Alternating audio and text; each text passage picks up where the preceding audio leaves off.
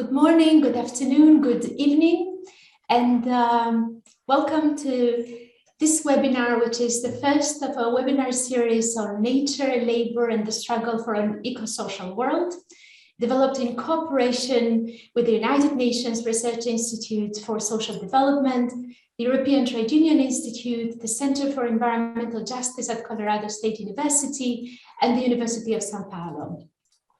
In this first webinar, hosted by the Global Labor University Online Academy, we are focusing on the topic of resistance and alternatives to extractive industries.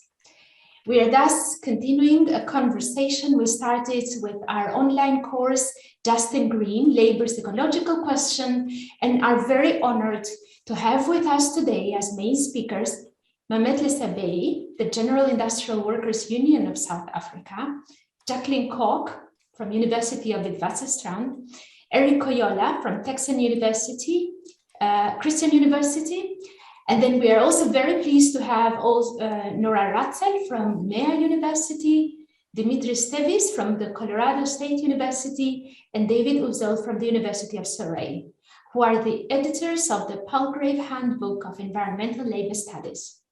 We'll have a chance to hear from the editors about this handbook and any other reflection on this webinar's topic during our discussions. Meanwhile, for those interested in purchasing the publication, we are posting right now in the chat box a discount code valid until June 4, and we're going to post this from time to time.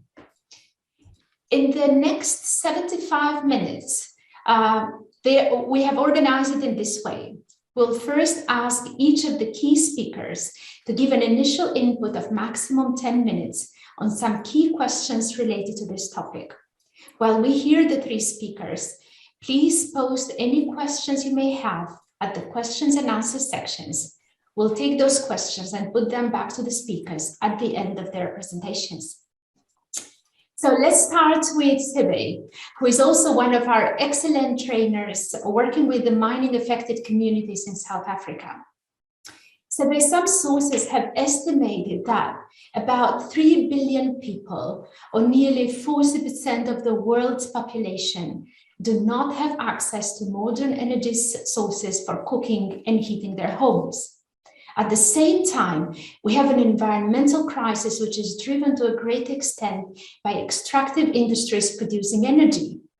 How do you see this double crisis of energy poverty and environment manifested in your own engagement with labor and communities in South Africa? Thank you very much, Edlira and comrades. Yes, we do have a manifestation of a similar problem here. And I think the best way then to understand the problem is also just to see how the deepening crisis of climate change, of the environment, but also of energy poverty has been interacting, but also accelerating many other challenges that we have here in South Africa. And I think the background to that is that South Africa's energy industry has always been linked with development of the mining, which at the same time is responsible for much of the environmental problems, into what has come to be known as mineral energy complex, which has shaped the country's economic and political development, you can say since the creation of the union in 1910. This toxic relationship is also a factor, as I said, in the deepening crisis, both of climate change, energy poverty and environmental devastation. And I think it also, at other levels, explains the intense resistance to transition from coal-powered energy supplied to renewables, despite increasing cost of coal energy and abundance of renewables. And I think one has to understand the political economy of coal and energy in the country. South Africa is one of the top, the seventh biggest, miner of coal, and currently coal, is supplying about 70% of the country's energy need. At some point, it was about 90% of electricity supply, a little bit down, somewhere at 85%, but also 30% of liquid oils, mainly through Sasol, a process through which they sort of, if you like, squeeze a juice out of coal to make oil at Sasol. And it also played a role in, as a major input in a steel and iron production, ferroalloys, and other manufacturing process. And I think part of the, problem here is that the elite is very vested in a coal mining, economically, politically, and in many ways, personally, if you look at both the minister and the president, the president himself is, invested in the mining industry, but also both him and the, Minister of Minerals and Energy are from the National Union of Mine Workers, which is decimated as a union of workers everywhere else, but remains the strongest in the mine, in a coal mining industries of Mpumalanga province in South Africa. And that is in a situation where, of course, broadly speaking, as the manufacturing and other industries have been on a free fall, particularly since 1994, mining is the only fallback, and insofar as the elite here is seen as the only way to, develop the country and take it forward economically. And I think they are, emboldened by recent surveys, which has actually upgraded the country's mineral reserves from about 2.5 trillion US dollars to 9.6 trillion, an increase of about 290% in terms of the estimate of mineral reserves in this country. And coal make about 43% of these mineral reserves. Now, and how does this obviously, how does this relate with the issue of, energy poverty? One of the things that one has to understand is that of all the areas where the ANC has delivered, one of the biggest achievements has been in terms of connections of many Black communities to the grid, for electricity supply, up to 86% of the population in 2014, 2015, especially in rural provinces, where it stand above 90% from apartheid, when access was extremely very low in those particular Black working class areas. But also here, we must know that this level of access to electric, energy has been in decline, including up to 10% or 9.5 decline in the economic hub of the country, which is the Gauteng province, where Johannesburg, Victoria, and others, and other industrial areas are actually located. But I think even worse in terms of energy poverty is the fact that many working class communities are either cut off due to load sheddings, because one of the things is that the grid has not been coping with an increase in terms of demand, but also many working class communities are forced to administer their own austerity due to tariffs, which have increased by 300% in the decade leading to 2019. And this, of course, means that electric supply is way expensive beyond affordability of many of working class communities. And one of the factors obviously here is also the implosion of the state-owned energy utility, Eskom, and you can argue it's due to toxic relations between corrupt political and corporate elite.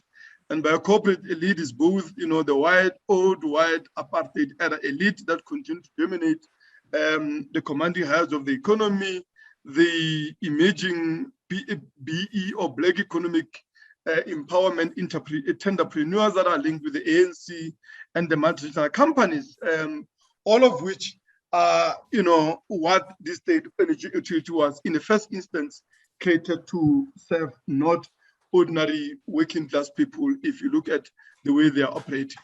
So in a sense, so most of the electricity here, is consumed by the rich and big corporations that are particularly enjoying special tariffs, but it is the poor that are blamed and be made to pay for the, cost of the crisis in Eskom and of energy supply generally. In rural areas of Limpopo, where we had big meetings, workshops in December, about 4 of them in the Skubini district, which is one of the platinum mining districts in the country. Many people there, are overwhelmingly dependent on social grants from the state, and which currently are at 460 rand per child and 350 per unemployed, adult in terms of the special dispensation created in response to COVID. But many have reported that out of these 460 per child, they're expected to pay on average about 500 per month in terms of electricity bills, and these are subsidized. For those participants who were from the cities and are staying in flats, they were reporting 1,000 rand to 1,500. I don't know how to easily translate this into dollars and other currencies that many, I think, participants here will be easily able to relate with. So, and I think broadly as well, I mean, even the household consumption, I mean, make, just a fraction of consumption of electricity supply from Eskom. Of the almost 17 million households in 2016, only about, were consuming only about 17% of electricity supply, and 50% of those, household energy consumers were considered to be energy poor. And I think, which means bigger fraction of household consumption was going to the rich, and for many working class communities, they couldn't use electricity to meet their basics in spite of the subsidies that are there, and simply because those are inadequate, and also because energy costs are way beyond affordability. And this in a context where big chunk of energy supply goes to, big multinational companies. Just one Australian-owned multinational company, BHP Billiton, which owns most of the smelters in the country, is consuming about 10% of state-owned energy utility Eskom's electricity, but it contributes only less than 1% of its income. In a situation where, as I've already explained, of course, they are offloading the burden of the crisis in Eskom on the shoulders of the working class communities.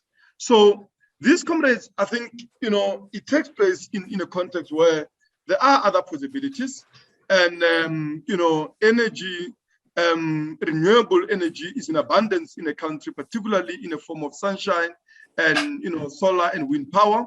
But also this renewable is becoming more and more less expensive. I mean, UCT Energy Research Center said that electricity generated by new solar and wind power plants is 200% cheaper than electricity generated by new big coal power plants of Medupi and Kusile, which in 2007 were estimated that they were going to cost about 80 billion when they've been sold to the country as the solution to the deepening crisis of, Eskom capacity to supply energy. But the cost has since increased by over 300 billion by 2020, and Kusile is still incomplete.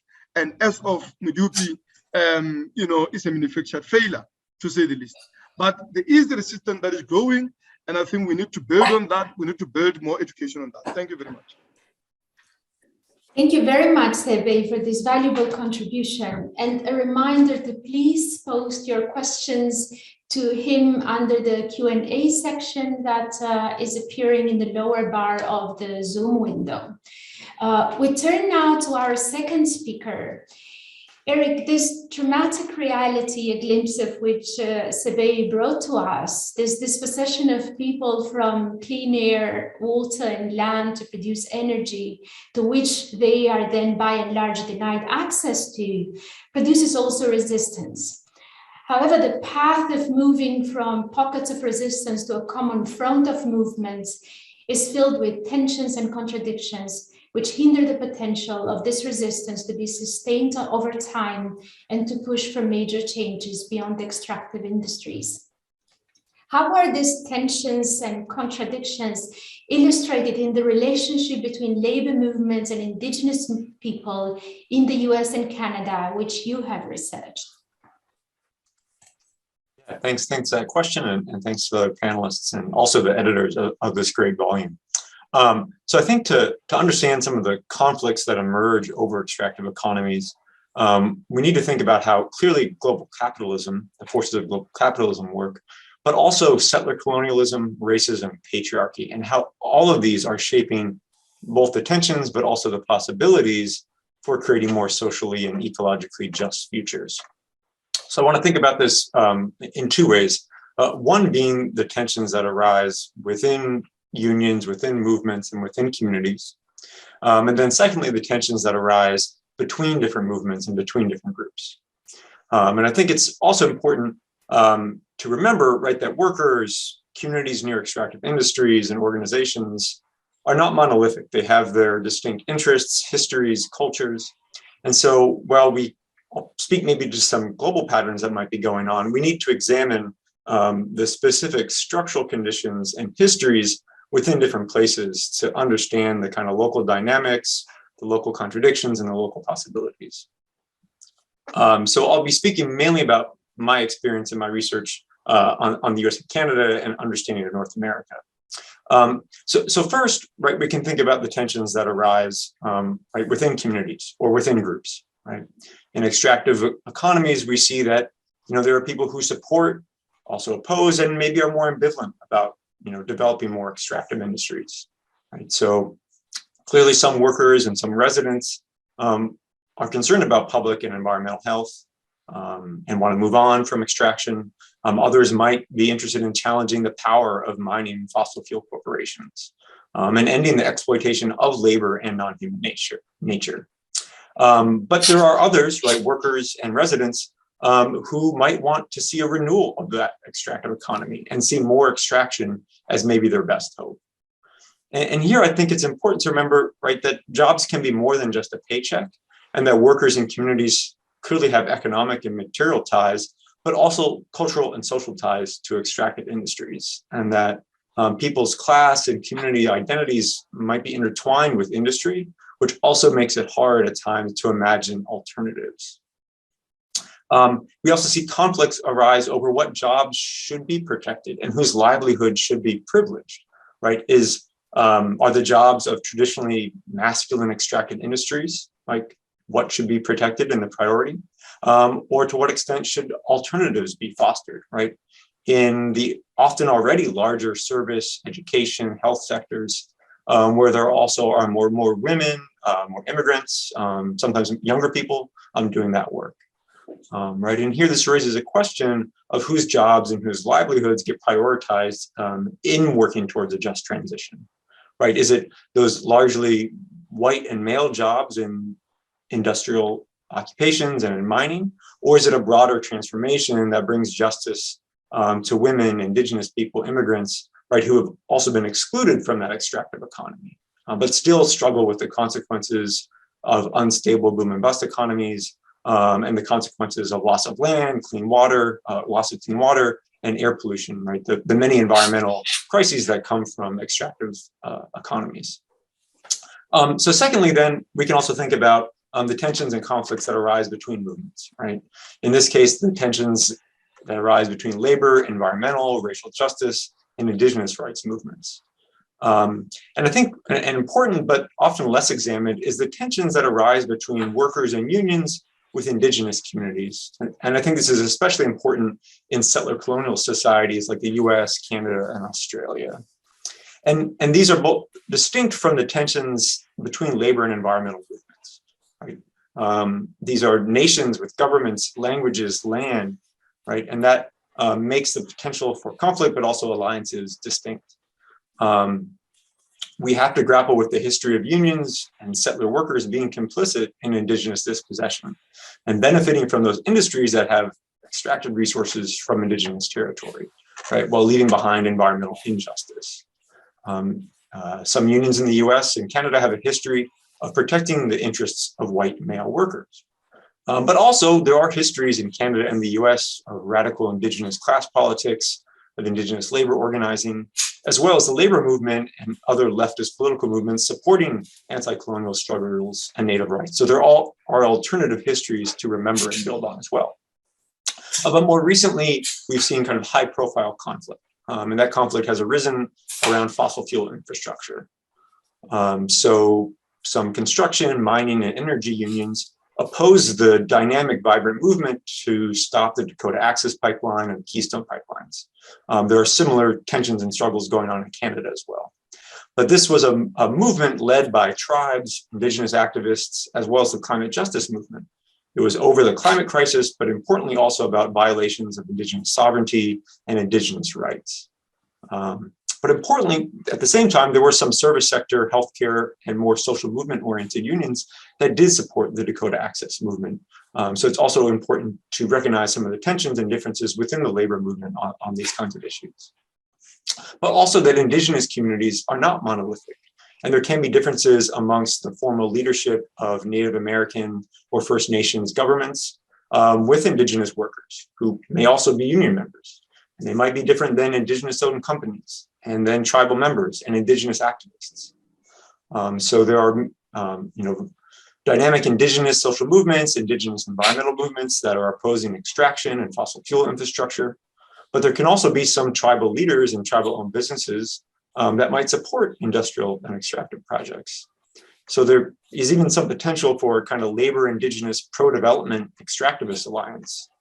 Although this might be able to push for some better wages, better working conditions, strict environmental controls, and hiring of Indigenous workers, I think there's some work on this in Canada that's using collective bargaining to ensure some rights to Indigenous communities. But at the same time, right, this could lead to conflict with the environmental movement, also Indigenous environmental activists, and ultimately won't challenge some of the same systems that exploit workers and exploit the environment. But ultimately, there is some potential too for labor Indigenous alliances, right, around a more expansive working class politics, around protecting public and environmental health, anti-capitalism, protecting and expanding the commons. And there are potentials for demanding alternatives that end exploitation of labor and ecosystems in Indigenous dispossession. And there are some signs of this coming from some more social movement-oriented unions, right, that are led by people of color, immigrants, women, but also non-union segments of the labor movement and working class. And it's important to remember, right, that the majority of workers are not benefiting from the fossil fuel and extractive economy. So I'll wrap up there, and I look forward to more conversations and more questions. Many thanks, Erik, for this contribution. And again, if you have any questions to both Sebei and Erik, please post those in the Q&A. Now, having looked at these different tensions and contradictions among the different movements, we turn now to Jacklyn, who has been working on the potential of cooperation between trade unions, environmental organizations, and community organizations to drive a transformative concept of a just transition from fossil fuels. In your contribution to the Environmental Labor Status Handbook, you make a strong call to turn the attention to communities affected by mining and argue that the challenge to labor and environmental justice activists is to support building an alternative development path opposed to extractivism by working closely with these communities. So, Jacklyn, why is this important, and what do these environmental justice struggles of the communities, including women's struggles, teach us? Right. Well, thank you very much for this opportunity. The question I'm concerned with is whether resistance to extractivism is increasing, and if so, do we have a coherent alternative that we are struggling for? And I'm going to try and give you an argument for people here to sharpen their own ideas again, so we can have a deep conversation. My argument is that resistance is increasing, and that's happening all over the world, but until now, that resistance has been very scattered and episodic. But what we are beginning to see is what has been called a new politics of convergence, a convergence between two potentially very powerful forces, the labor and the environmental justice movement. And of course, this convergence is not straightforward. As Erik and Sebei were both indicating, there are tensions, and particularly in South Africa. But the truth is that it is a moment of deep cynicism, because we realize that we cannot rely on those with power to address the problems either of inequality or unemployment, of which South Africa has the highest rates in the world, as well as the climate crisis. The reality is that carbon emissions are rising and the dependence on fossil fuel continues. And a prominent South African leader expressed it this way recently. He said, and I'm quoting, "The lack of climate action from our government means we must take to the streets, build broad and diverse movement, and demand action for a just transition from fossil fuels. It is for Labour and the climate justice movement to stand together for a just and sustainable world." Now, this standing together is not straightforward. In many parts of the world, the environment, including South Africa, the environmental movement has focused on threatened plants, animals, and wilderness areas to the neglect of social needs. And the labor movement in South Africa, like many other countries, has often retreated in times of crisis like this into a preoccupation, a defensive preoccupation with maintaining jobs. But now that the survival of all life forms on the planet is at stake, and we know we cannot rely on those on power, we have to be working together. To do so, we need to strengthen the convergence between labor and environmentalists. And that, I think, depends on having a unifying narrative, a coherent and focused notion of an alternative to capitalism. And I suggest that and this is the controversial part of what I want to say, the notion of a just transition is weak and does not go far enough. It is class blind, and it lacks coherence, both in terms of the modalities of change or of the goal in mind.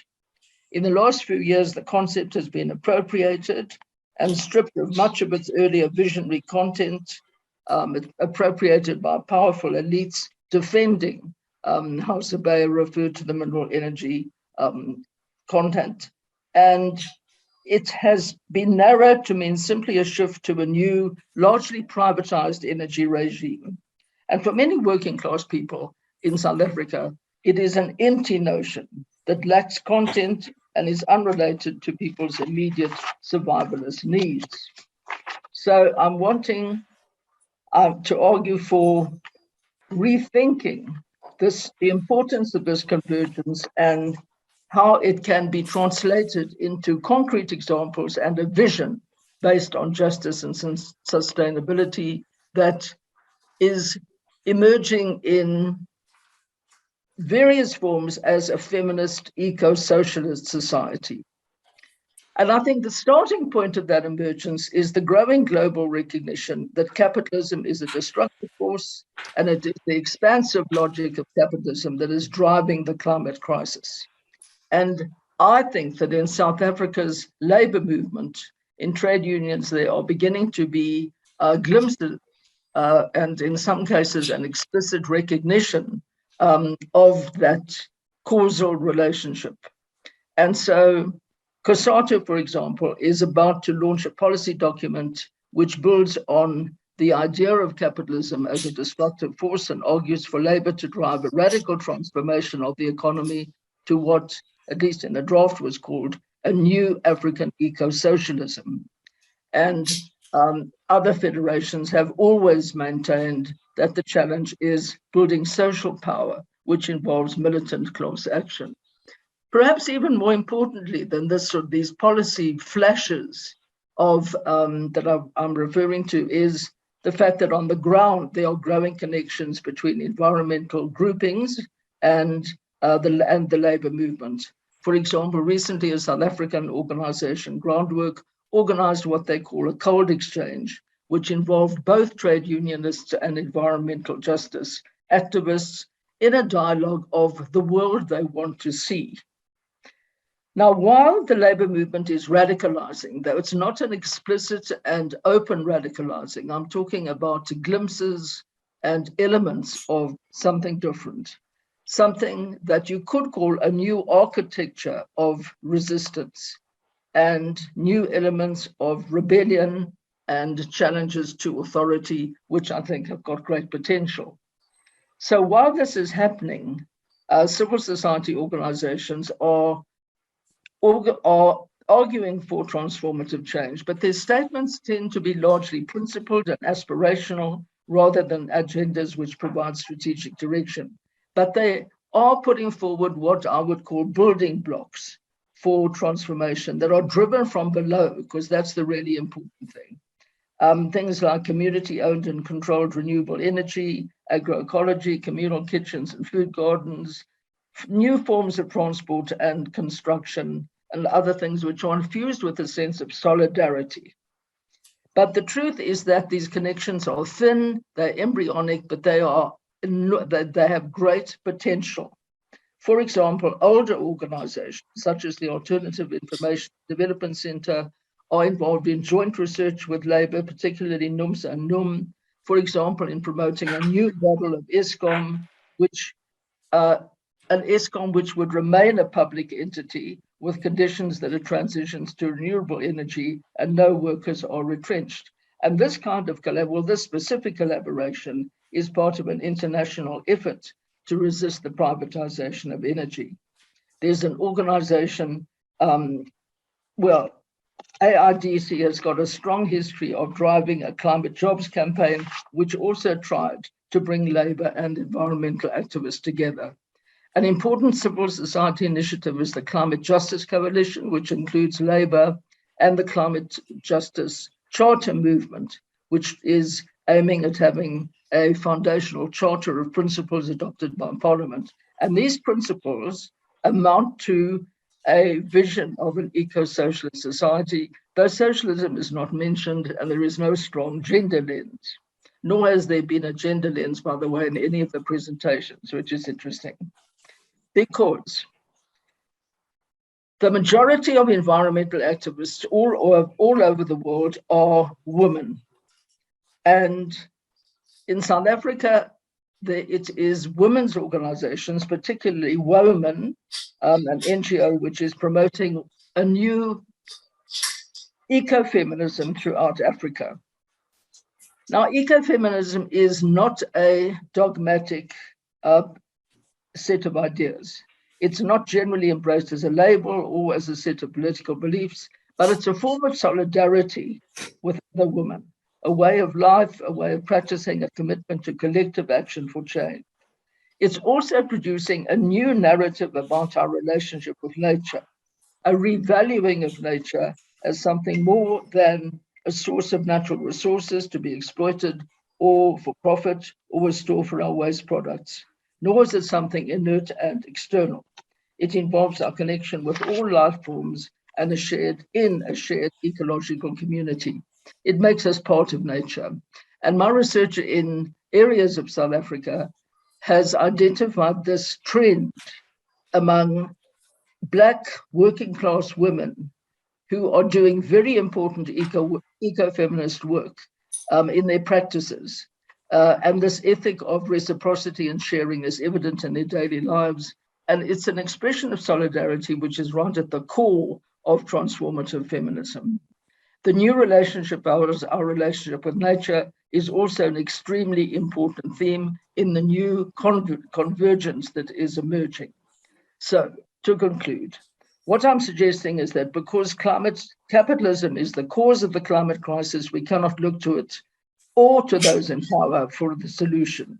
What we have to do is build power from below and abandon particularly what Naomi Klein has called the expansive extractivist mindset, which defines our relationship to nature, and instead talk about developing new kinds of social relations which are supportive and which depend on what those in power lack, certainly in South Africa, and that is a confidence in human beings, in the capacity of men and women to share, to learn from mistakes, to care for each other and all living creatures. And most importantly, confidence in our capacity to work together in solidarity to create a more just and sustainable world. Thank you.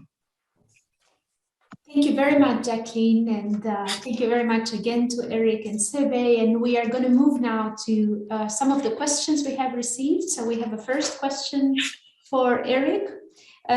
Could you please give specific examples of solidarity between indigenous groups and trade unions in the US and or Canada? A question from Gifford.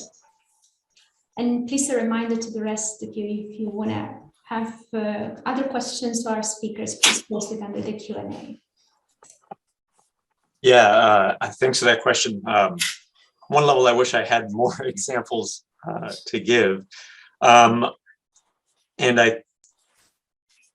there's some examples that are of rank and file workers. For example, I think there was a contingency of labor that went to Standing Rock.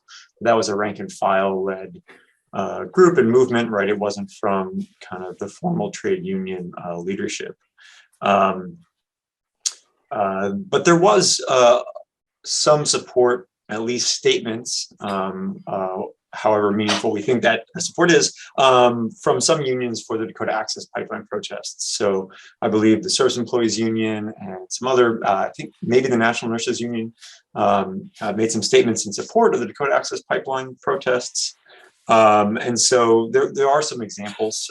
So Standing Rock and the Dakota Access Pipeline protests, we see some of these divergences amongst organized labor and the positions on it. So there was some support from organized labor on that.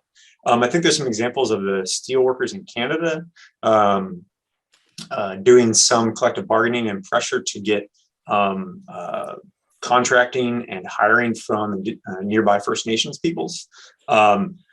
Granted, that is within the context of promoting more extractive industries, not working on alternatives, but nonetheless is a step for a large industrial union to be working on issues affecting Indigenous communities.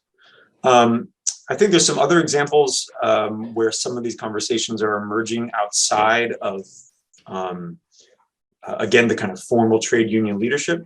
The Labor Network for Sustainability is an organization in the States that I think is starting to facilitate some of these conversations around labor, climate justice, Indigenous rights.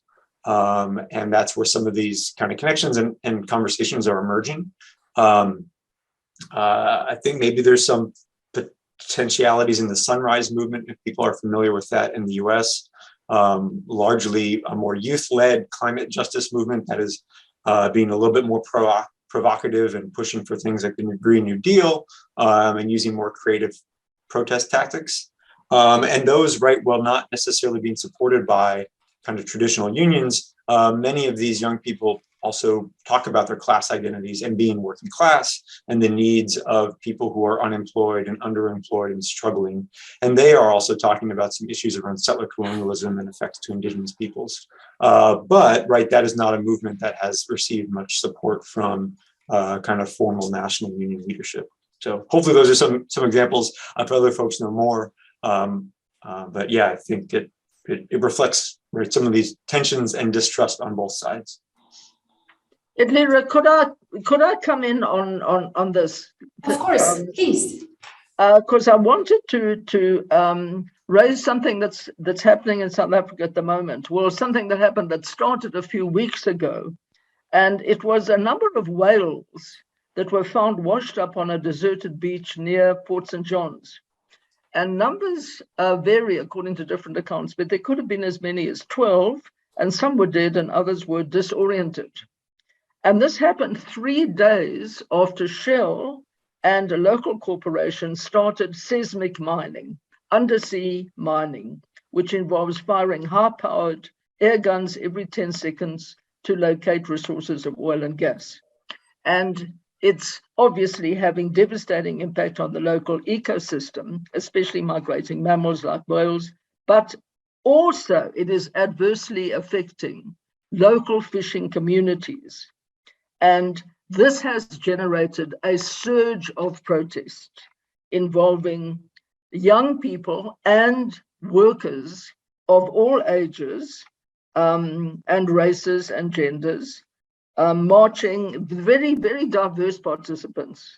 There have been marches, protests all along the Indian and Atlantic coastlines, a petition which has been signed by thousands, and successful court cases. And what I think is important about it, and we could think of these local fishing communities as indigenous in terms of what Erik was saying, is that it illustrates how extractivism impacts negatively on both nature and on livelihoods.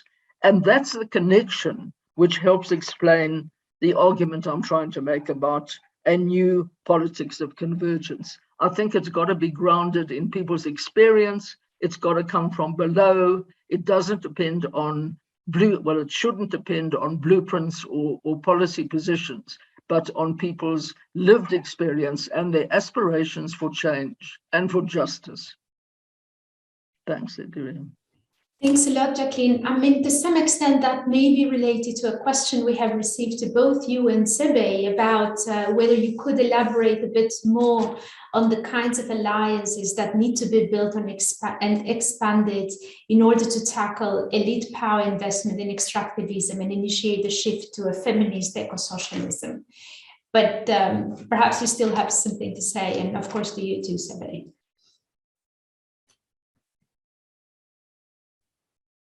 Edlira, I'm struggling to see the question. There is a question from Dunya, whether you could elaborate a bit more on the kinds of alliances that need to be built or expanded in order to tackle elite power investment in extractivism and initiate the shift to a feminist eco-socialism. Oh, yes. I mean, one example that we are trying to develop here is that of a climate justice coalition that was initiated by trade unionists. I mean, myself from General Industries, Workers Union South Africa, and others, including our federation, SAFTU, along with young people in Extension Rebellion and other youth movements around climate, but also, networks and federations of mining affected communities, including the two biggest, Makua, which is mining affected communities united in action, Women United, women affected by Mining United in Action, as well as the MECHCON, which is Mining and Environmental Justice Community Network. So, and I think there are concrete areas in which we can be able to coalesce, right? If you look at the issue that we have raised of energy poverty, but also environmental, devastation that you see in areas of Limpopo, which have mobilized many of these mining affected communities into building, organizations on the ground and networks, but also deepening crisis of, energy. That at one level, for instance, as labor, we are fighting attempt at privatization of the state-owned utility and job losses that it would mean for our members. On the other hand, there are possibilities of the state-owned entity actually leading a process of transition to renewables through the capital, the equipment, technology, the skills that it has, right? And through that, not only in a context of South Africa where there is immense and enormous possibilities for solar energy in particular in Limpopo, where I come from, that you can actually ensure a lot of people there are supplied with energy, for free, because that will be affordable. And I think the state can easily cut the cost, that it would resolve the issues of lack of access to energy for most of those communities, as well as creating jobs for many local, unemployed young people. I mean, we are looking at levels of unemployment at 70% in areas like that and so on. So I do think that, the struggle, and this is the concept behind what we call a new green ESCOM campaign. How do you defend public ownership of the state-owned energy utility against privatization, but also workers against job losses at the same time as leading the struggle, or pushing for this utility to actually lead a struggle to transitioning in a way that speaks to issues of jobs, in a way that speaks to issues of affordable energy, because the rising cost of electricity is linked with coal-powered station, which, as I've said, have escalated their costs by over 300 billion rand, which is almost, I think it's about 4 times what the amount that it was estimated to go, to cost in 2007 when it was sold to people was like. So there are all of those possibilities, and I think we just need to be able to work on them in terms of how do we build a campaign that can bring all of these forces together.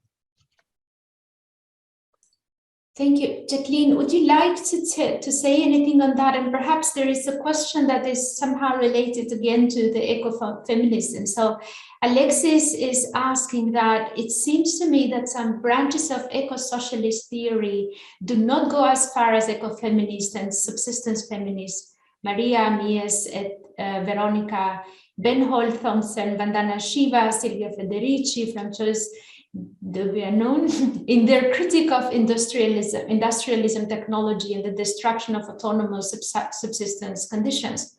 What about the practices of eco-socialist movements that you have mentioned? Well, the interesting thing, well, it's a good question. You see, I think that the surge of the new protest is highly gendered. It is predominantly women in the areas that Sebei was referring to, in Mpumalanga and in KZN. And the resistance, by the way, is at enormous cost in terms of repression and even assassinations. There've been over 30 people assassinated for their role in trying to prevent the expansion of mining, coal mining specifically in those places. But the women who are engaged in this work do not claim to be ecofeminists. They have not read the people you generally, the theorists you referred to. They are living an ecofeminist practice. And it is evident in the reciprocity and the solidarity that I've seen in many alliances at the grassroots. And again, as Sebei was saying, this is the important level. And this is the level people who have been most affected by pollution and carbon emissions are neglected in the debate that is framed in terms of a just transition. And that's why I'm pushing so hard for there to be a vision of an alternative that speaks to their needs and their voices are being heard. So the need is not so much, there are a lot of grassroots alliances and coalitions forming, but the COVID pandemic has, of course, made organization even more difficult. But what's important is that this level of convergence between two sets of interests is what should shape the future. But I'm not calling them ecofeminists because that's not what they call themselves. I'm saying they're doing important ecofeminist work, both in terms of the solidarity and the revaluing nature, more than a, as I said, as something that involves more than being a source of raw material for profit or a sink for waste products. Thank you, Jacklyn. There is another question for you, but before that, I just want to communicate the message of Gifford to Erik, who is thanking you for the answer, but also saying that he has a friend with the National Nurses United. She told that the public have opposed the DAPL, and I appreciate that other examples, especially clarifying that it was often rank and file workers. So, Jackie, there is a question from Devon in relation to what we mean by democratic socialism. Surely it means empowering communities to deliver energy. If so, how does the view that giant bureaucratic entities like Eskom, which is ravaged by corruption and inefficiency, be retained as a behemoth? Ad avance democratic eco-socialist vision. Surely this largely failed 20th century statist socialist perspective? Question mark at the end. Well, it's a crucial question, and there's a lot of tension around that, because especially in relation to scale, because certainly the AIDC and NUMSA research is to retain Eskom as a public entity. And I think that in the process of change, we have to reassert that in regard to energy and the energy poverty, which is extensive, which Sebei referred to. But there's also, I think, maybe it's a stagist approach, but I think too there's a very powerful argument for municipalities, for this to be done at a smaller scale, and municipalities to take responsibility. But the key principle that NUMSA has fought for years has been that renewable energy should be socially owned and democratically controlled. And the trend is going in the opposite direction, because capital is seeing it as the new source of profit. And that's where there's an unevenness, and that's why this new politics of convergence it's an uneven and it's a difficult question, which is why I'm so worried about the lack of a really effective unifying narrative, because the just transition leaves all these questions open, and the diversity can become an incoherence. There needs to be different forms in different places for different peoples. Thank you for that, Jacklyn. There is another interesting question about naturalist Rondo, everyone. And with this, I would like to also call Nora in, that has been doing a lot of work on this. How do the people in the panel see the creative role of organized labor as a driver of just transition to a low carbon economy? And Nora, over to you also to perhaps tell us a few words about the wonderful handbook that you and Dimitris and David have actually edited. Yeah, I don't want to interrupt the discussion, but I'm so happy about the webinar, because every time that I listen to people who are making a connection between labor and nature, I learn something new. For instance, today, it was great to hear from Sebei that, this contradiction that we see from above when we're not on the ground looking at the way in which the real struggles are happening, we think that there is a contradiction between energy poverty and the need to get rid of fossil fuels. But what I understood from what Sebei said, that fossil fuel industry is not really saving people from energy poverty, but it's in fact increasing energy poverty.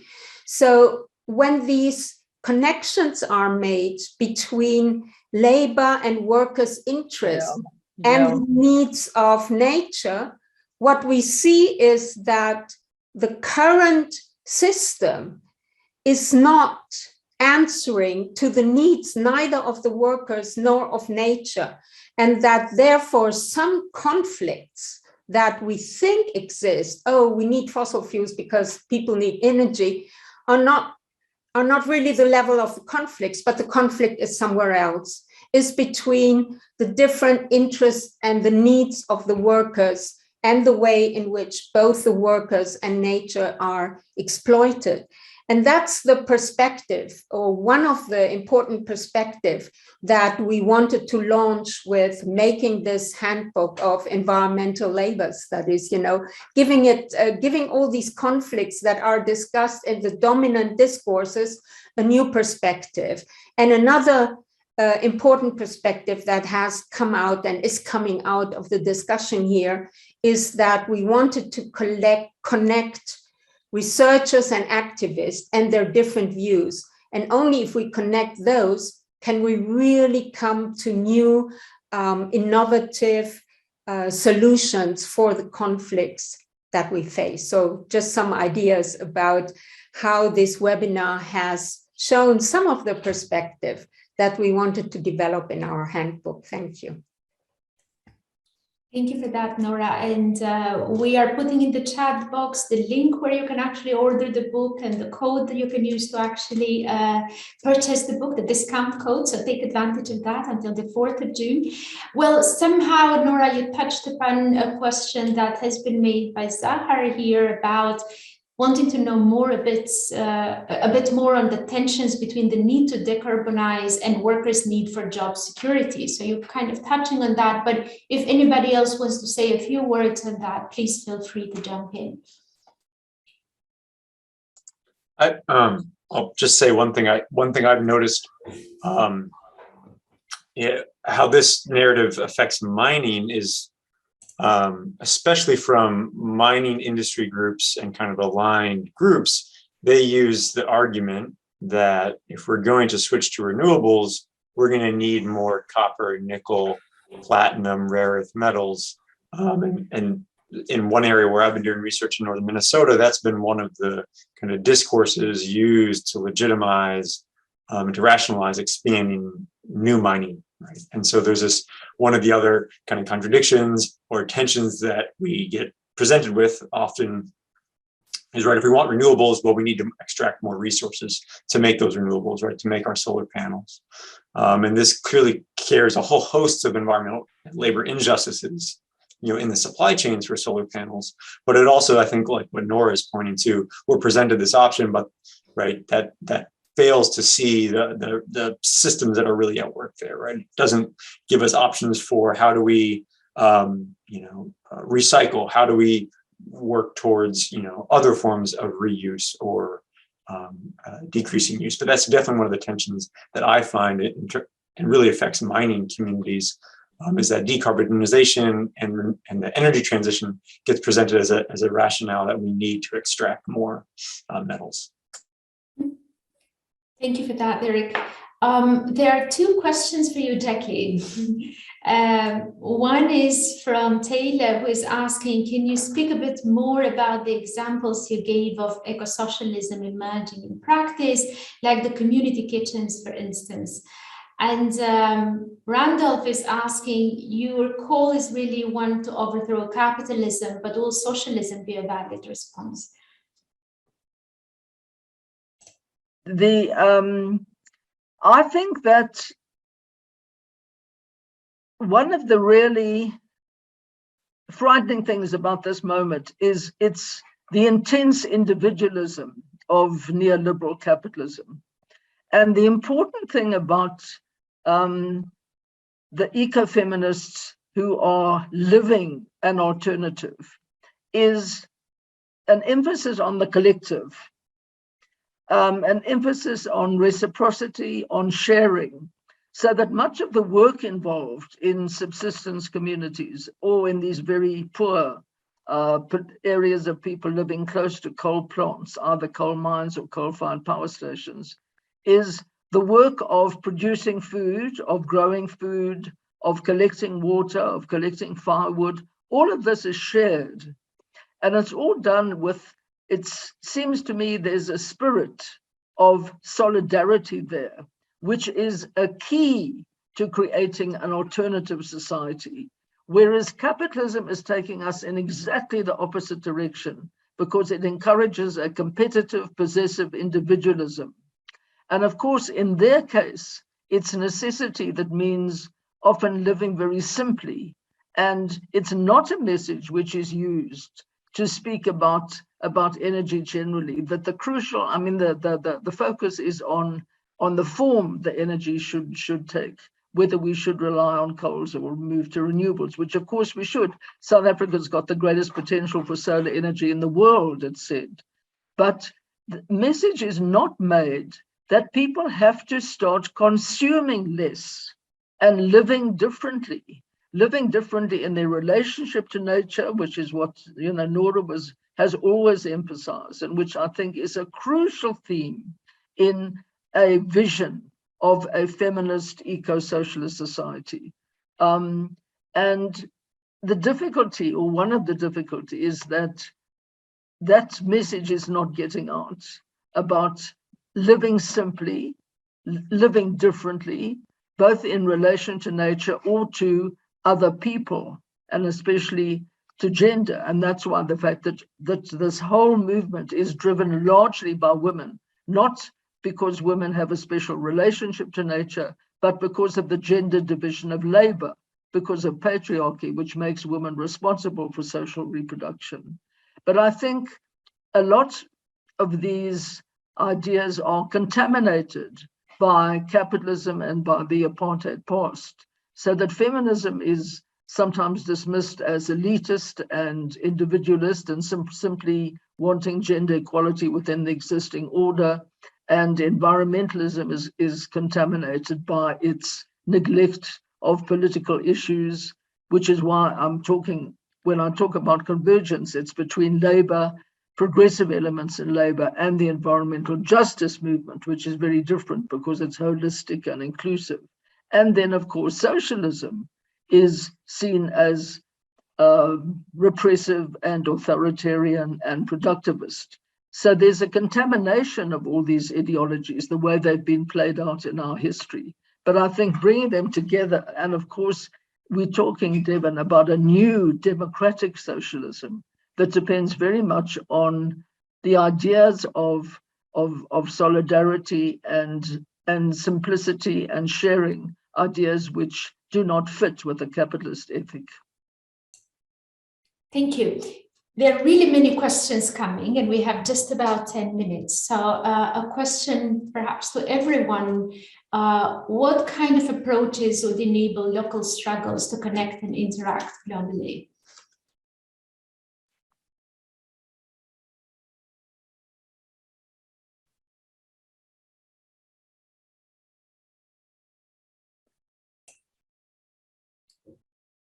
Well, I mean, it's survival. It's survival is the issue, isn't it? I mean, isn't that what's increasingly recognized?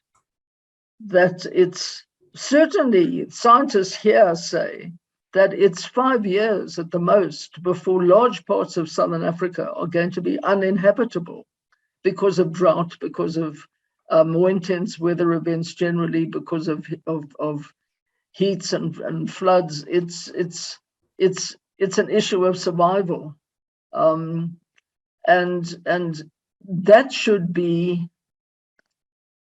making people think more about the future than is actually happening, by focusing on environmental issues as representing a list of things which shift in their priorities. So I think that there's also a lot of apathy, but the anger and the sense of rebellion, and a lot of that's coming from young people that Erik referred to, I think is potentially very important in pushing us along in how we think. Sebei? Yes, I mean, people are organizing. And I think with or without us, people will fight because there are conditions under capitalism, under imperialism, and all of its oppressions leaves them no choice. The issue is, how do we then link and bring into those movements, a climate justice discourse? Because the reality is, many people, and this is what has come out of the conversations I had with communities in Limpopo, are grappling with issues of energy poverty. They are realizing that there must be other ways. And I think the price of electricity is just not sustainable. Young people are saying that the mines are destroying the environment without offering any viable and sustainable solution to problems of unemployment and lack of development. So people are grappling with all of these complex questions. And I think our role, to the extent that we are privileged to be, having opportunities to make all of these connections, is how do we engage with these movements? Because what we have seen here historically, at least with environmentalism, is, people, preaching about, you shouldn't be chopping woods and other things. I think I said this before, that my earliest memory of environmentalists were, people that were arresting my mother for troubling the wood to power our house in a context where there was no electricity. I mean, I hated those people. I hated them because they didn't care. What do we then do after that, right? How do we eat? How does she make fire? So for me, the issue is, there is enormous anger at the fact that all the promise of development that was brought by electrification and connection, to grid has not translated into an adequate access to affordable electricity. People are fighting around that. There is many what you call service delivery protests on this and so on. The issue is, how do we then link this with the movements around mining justice to say extraction of minerals where it is socially useful? How do they make sure that it does happen in environmentally, sustainable manner, but also in a way that socially and economically uplift not just elite but communities? And I think into this conversation, it has to be the issue of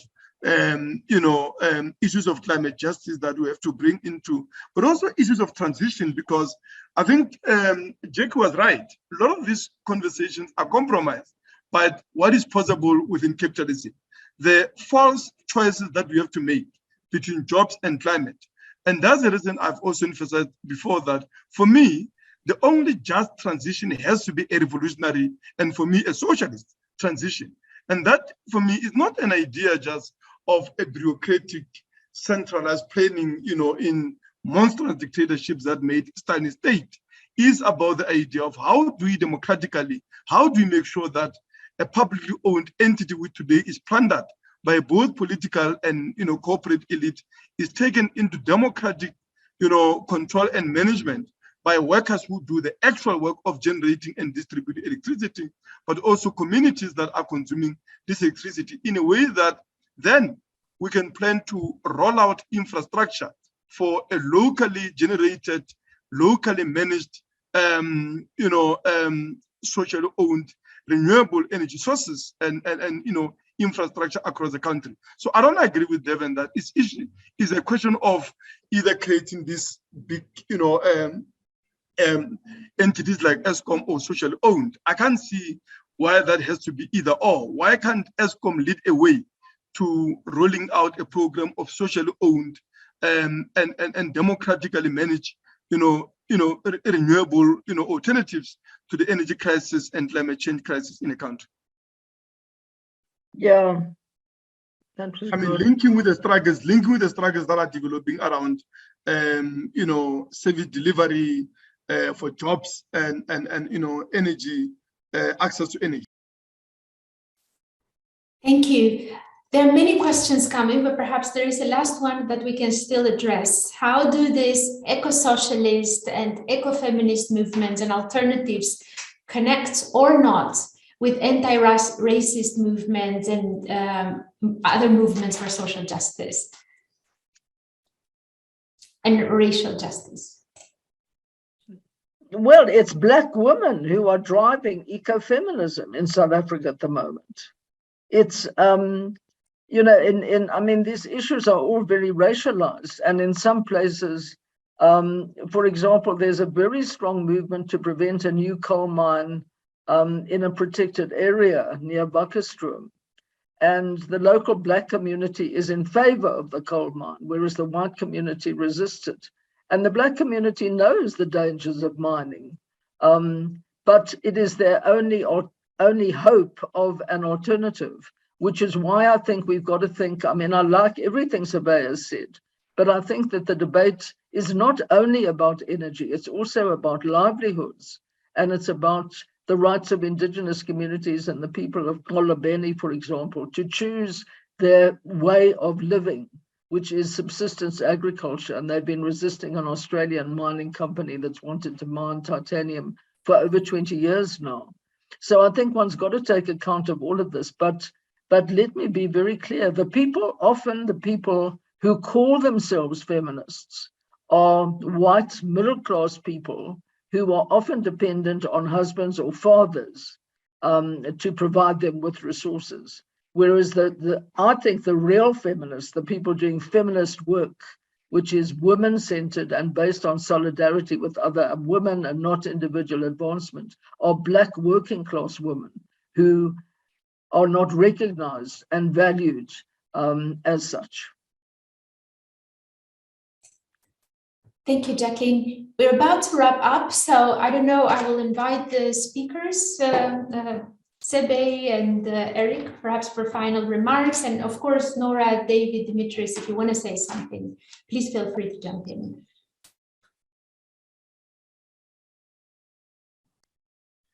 Thank you very much. I think for me, this is, at one, at one level, very terrifying times if you look at what comes out of science around climate change, but also very interesting times to be hopeful if you look at growing consciousness and organizing around issues of climate change. I mean, for me, just a decade ago, I had barely heard about climate change until I think I participated in Global Labour University.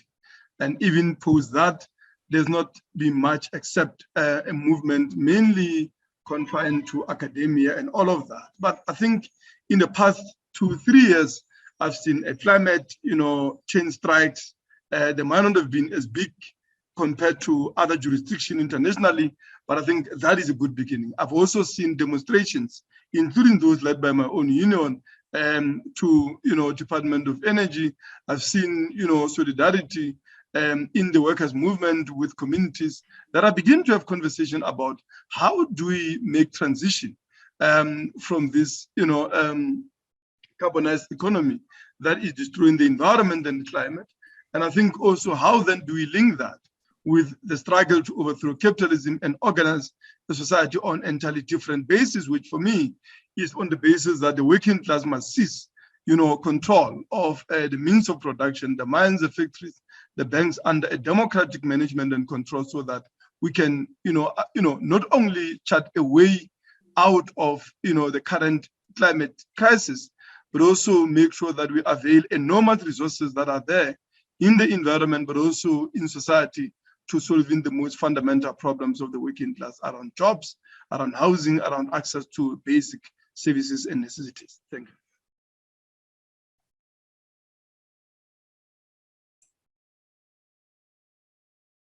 Erik, would you like to say something?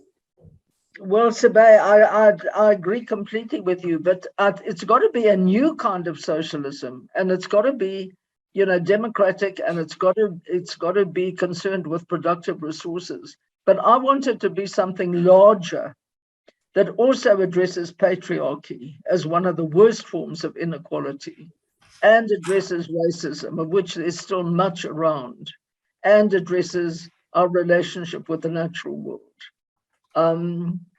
So yeah, I think you put it very well, but I do think that we have to address all three.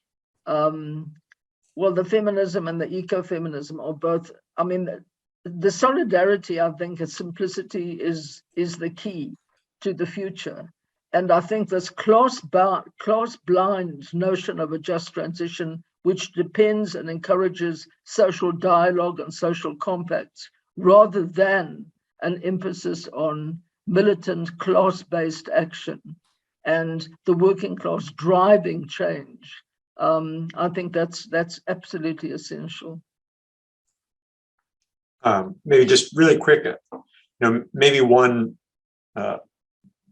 hopeful perspective is that the climate crisis, as well as COVID, are exposing or are showing us our kind of transnational connections and interconnections, and maybe will expose and help people start to see the connections and the alliances across space and place. Yeah. But also that it exposes the interconnections between capitalism, racism, colonialism, patriarchy that are producing the struggles that people live in. So maybe one hopeful look is that we will start to show that the ways that these systems are connected, and to start imagining alternatives. And I think maybe looking at the youth-led movements that are pushing for climate justice, but that are also pushing for labor rights and all sorts of other issues are starting to maybe question the sort of fossil fuel-based capitalism that has become dominant, and seeing that their futures and their livelihoods are no longer certain if we continue down this path. So, maybe some hope in younger workers who are beginning to question the status quo and its ability to sustain, their lives. Yeah. Thank you very much for that. And thank you very much to our panelists and to all of you for joining, for so many interesting questions. We really apologize. We couldn't take all of them, but as I mentioned in the beginning, we are very much committed to continue this conversation about labor and environment, also as part of the contribution to actually learn more about the different struggles, become ourselves more actively involved. As Sebei just mentioned, his exposure to the environmental issues was actually with the online course that we developed last year. And you can see how much involved he's been ever since in the different environmental struggles and even educating communities, really direct engagement with those directly affected by the environmental crisis. We'll continue these conversations. Please join us in the other webinars and activities. Please make sure you register for the other webinars. And I think we posted the list there. Stay tuned for our following conversation. Please, if you can, buy the handbook that was actually presented by Professor Ratzel here. And until the next discussion, please stay safe and continue to be active. We'll continue to discuss and support the struggles everywhere they are. Thanks a lot. Take care, everyone.